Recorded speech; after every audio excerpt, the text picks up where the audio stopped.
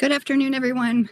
My name is Greer. I'm CEO of Secure Content Technologies, and I'm really happy to be here with my friend Josh Brown from Spektrum Labs. Welcome, Josh. Hey, thanks for having me back. Yeah, absolutely. So I think this is our third or fourth recording, as I say, but today the topic is one that is very intriguing to me, and it's something that has been bubbling up pretty fast and furious.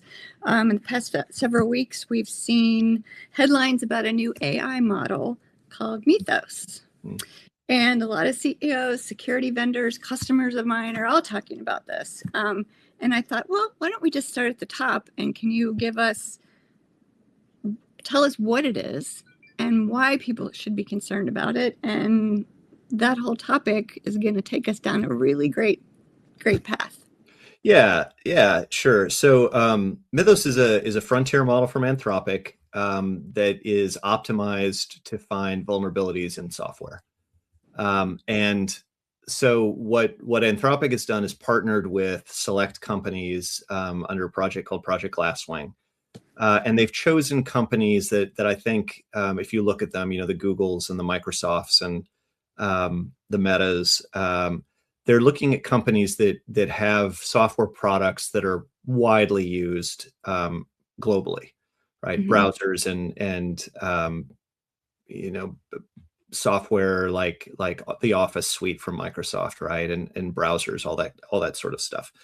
And I think, what was expected was, hey, this AI model is going to find a lot more vulnerabilities than previous models or human researchers have been able to find. And turns out, yep, that's the case. But I think it's also important to remember that this is not, Mythos isn't creating vulnerabilities. These are vulnerabilities that exist already. It's just finding them faster and at scale. And I think one really interesting thing I got out of a blog that the Mozilla organization posted about running Mythos against Firefox, their browser, was that it hadn't found any vulnerabilities that a human couldn't find. And so the implication of this to businesses, there's a lot of implications. One of them is that the cost of discovering vulnerabilities is going to go down radically. Because we can find them faster than humans can with this model.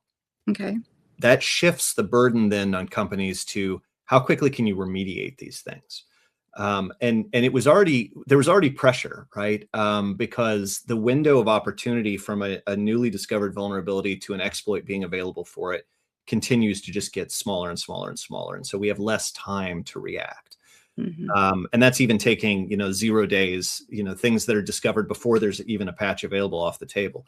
And so I think the ultimate question here is, what can companies do to prepare for this situation when this tool becomes more generally available? Because when it becomes more generally available, it's going to be more generally available to the bad guys too. Right. And how can companies react and mitigate that risk and close those vulnerabilities that are found in their software? So can you describe what Anthropic's role has been in restricting this threat, so to speak, or I mean, I can try. There for those of us that aren't on the inside of this, that are we're all reading the same news, the same posts, and the same stuff. And so sometimes it's a little hard to separate fact from fiction. I just think they've been very discerning. It's almost like they're looking for design partners, although obviously they're way past the design partner stage. I think they were looking for high impact partners in large organizations that have very mature security capabilities. And I think the goal here is, look, let's reduce risk globally by mitigating vulnerabilities across the Office suite, across whatever Meta has, across Firefox and Chrome and all these browsers. And improve the security situation for everybody before we open the floodgates a little wider. So I think we touched on this point, but I kind of want to bring it to the forefront again. AI is not creating new vulnerabilities yet. Right. Not, at least not in this context, right? Yeah. Right. It's just exposing the ones that have already been sitting in your environment for years. Yes. So I think the question that I'm positive I'm going to get is, will my company be targeted by Mythos. And how would a company know? I would just be under the assumption that everyone will be targeted at some point. Like, Sure, and we already are. I think that's the key point. I mean, I'll tell you a personal anecdote from earlier in my career. I was working for a company that had multiple applications internally that were revenue producing. And like anything else, there's not an unlimited number of resources to apply to any problem, right? And so when you look at managing risk, a natural way to do it is, okay, well, we're going to focus on the top X number of applications that are tied directly to revenue, because we can't do all of them. And sure enough, there was a vulnerability in an application that was not in that top tier. And so then the directive came down from management. Well, we want to throw everything we can at this and look for any other vulnerabilities we could find. And so we tasked the teams, as well as some external resources. We used the shotgun approach, right? But we focused in on this one application. We found a bunch of stuff and fixed it. And then the question was, that's great. Why didn't you do this before? And the answer is like, well, we made a choice based on risk mitigation, right? And that choice turned out to, I'm not going to say it wasn't correct. It was defensible. But you can't do everything to everyone all the time, right? You have to focus. And I think that's what this is going to require. But I think it's also important to remember that vulnerability management is just one piece of the overall security hygiene puzzle. So I would say, executives need not, I wouldn't panic. I would be concerned. I would pay attention. But, vulnerability management, making sure that you don't have, critical or high vulnerabilities active in your environment for any longer than you absolutely have to get those remediations done is a great first step. But you have to remember, you've got endpoint protection, you've got layered firewall defenses that some can do, virtual patch mitigation. So even if you haven't patched something, they're going to block those exploits.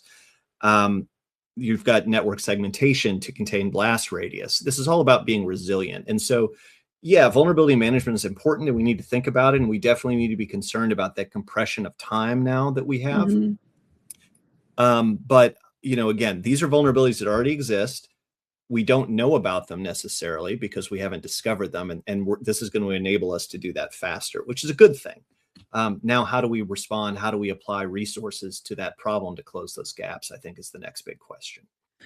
Well, and I think for me, that leads me very much into the role that Spektrum Labs can play in this for companies. I've been just blown away by everything that Spektrum is able to do and bring to the table that actually makes people's lives easier.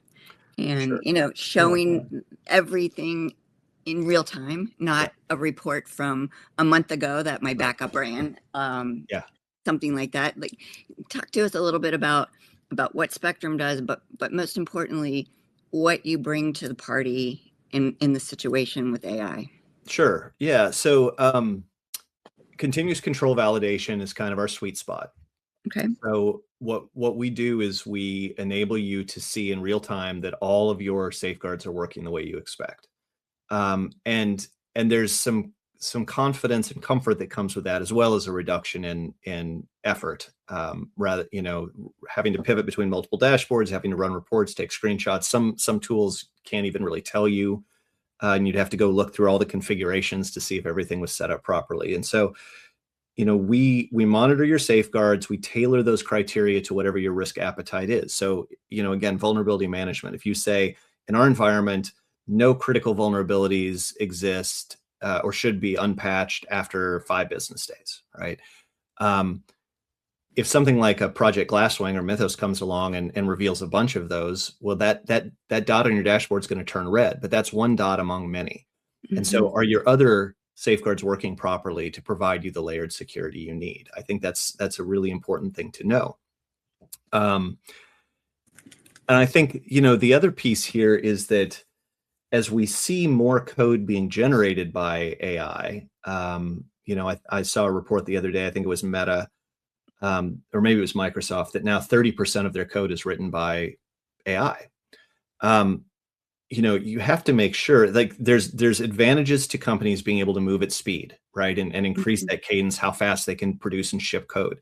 But you'll still need to be validating that code. It needs to be reviewed. You need to be vulnerability scanning it. You need to be remediating those things so you're not putting more vulnerabilities into production.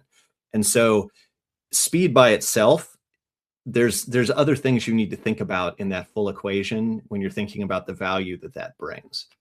Um, so, in terms of agentics, we don't allow agentics to touch any of a customer safeguards directly. But what you can do with agentics is you can query your data and do custom reporting and dashboarding, and even create your own requirements bundles that we call journeys to evaluate you against other sets of requirements, whether those are regulatory requirements, internal best practices, your cyber insurance application, the technical requirements in there, it doesn't matter. And so you can say things like, hey, I see I've got these 7 gaps. Can you model these for me using the FAIR methodology? Or, hey, I'm worried about these vulnerabilities that were found. Can you show me, how I'm stacking up against the MITRE ATT&CK framework?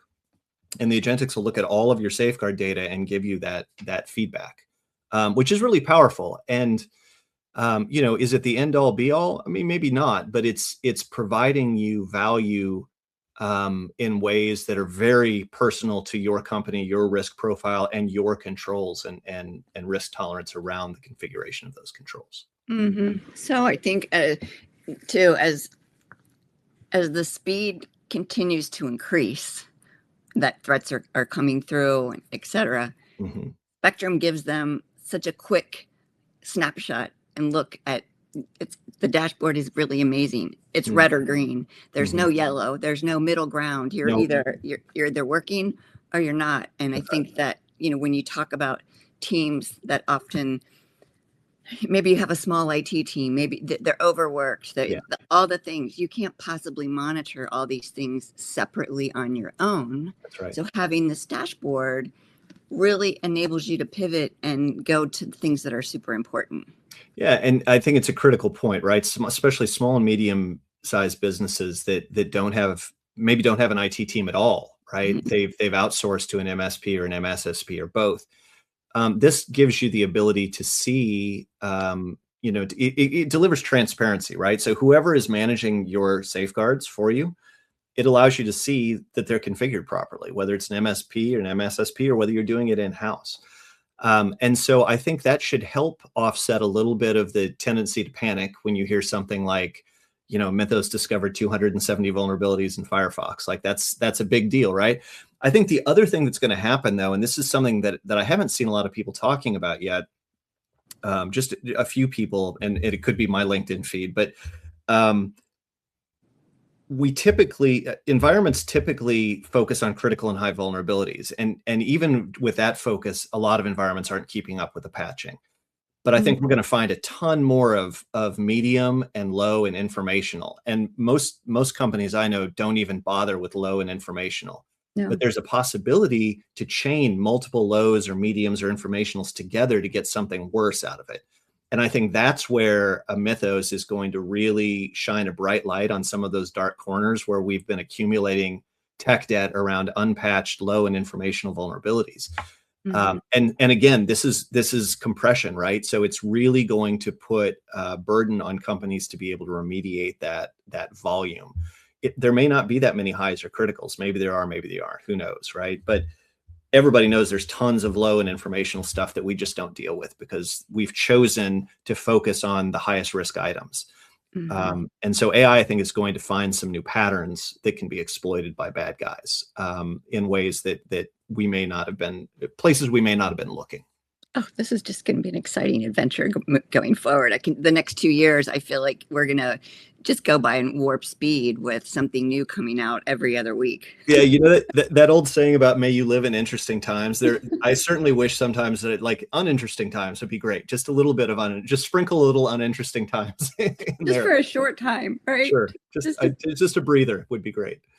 I'm sure that everybody feels that way. But Josh, it's a pleasure. It's always a pleasure talking to you. I always come away from the discussion having learned something, and I know all of our viewers do as well. So, any of you that are watching, if you'd like more information on Spektrum Labs, on Mythos, on anything along the AI lines, please reach out to me. I would love to have a conversation with you and figure out how we can protect your business. Thank you, Josh. Hey, thanks for having me on. Great conversation, Karen. Talk to you soon. Okay, bye.